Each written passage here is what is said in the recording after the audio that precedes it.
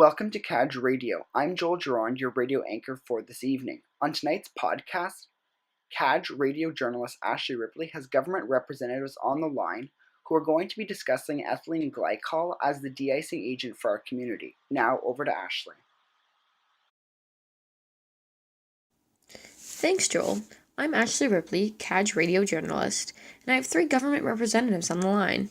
Good evening, ladies. Who's joining us tonight? My name is Keishani Samaranayak. Jennifer Purley. Tamara Coffin. How long has ethylene glycol been used on the airport runways? Over the past 30 years, ethylene glycol has been used on Canadian soil for antifreeze and de-icing purposes. Since 1992, Health Canada and Environment Canada have implemented glycol operational management plans to mitigate the effects of aircraft de-icing on all federally run airport runways. What has been the environmental impact around airports because of this? There is currently an Environment Canada Protection Act that was put into action in 1999. The usage guideline of a total of 100 milligrams of ethylene glycol per liter, and practices in place at federally run airports, specifically glycol mitigation plans and glycol operational management plans, which are continually being strengthened with the aim of reducing the amount of ethylene glycol in the system.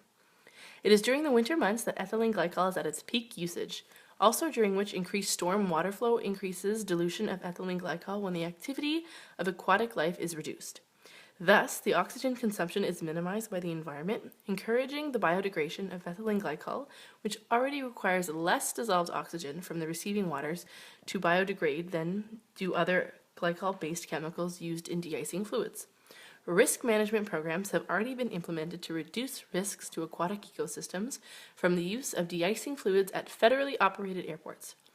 Regulated through the Canadian Environmental Protection Act, (CEPA), airports indicated the need to develop and implement glycol operational management plans, GOMPS, to mitigate the effects of aircraft de-icing. Some of these strategies include controlled drainage and vacuum collection. Can the environmental impact in these areas be extrapolated to all areas that will be sprayed with ethylene glycol? Almost all major Canadian airports are not located in densely habituated areas, and the characteristic long runways of major airports take up many acres of empty land, which are not usually surrounded by wildlife. Therefore, the environmental impacts of ethylene glycol are hardly mitigated and minimized. In more residential areas of Canada, where ethylene glycol would be sprayed on local roads and highways, diluted runoff would enter surrounding soil or aquatic environments and completely biodegrade. It has been established by both the Ethylene Glycol Panel and the United States Environmental Protection Agency that ethylene glycol completely biodegrades and is shown to be relatively non-toxic to aquatic life.